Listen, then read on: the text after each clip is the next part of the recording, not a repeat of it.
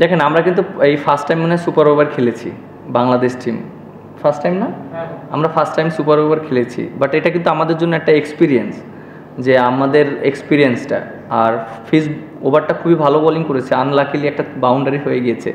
এবং আপনি দেখেন যে আমাদের যে হয়তো আমি অনেক সমালোচনা হয়েছে, অনেকে অনেক কথা বলেছে যে কিভাবে কি হলে আরও বেটার হতো, but end of the day আমরা যেটাই ডিসিশন নিয়েছি সবাই একত্রিত ডিসিশন নিয়েছি। এখানে কার উপরে যদি একার উপরে ব্লেম দেওয়া হয় এটা আসলে ঠিক না।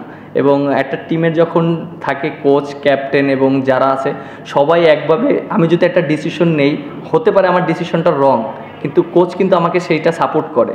এবং কোচও যদি কখনো একটা ডিসিশন রং নেয়, আমরা কিন্তু সবাই ওটাকে সাপোর্ট করি। দিন শেষে সাকসেস আসতেও পারে, নাও আসতে পারে।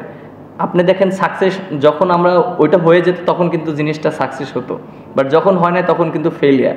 জিনিসটা এরকমই।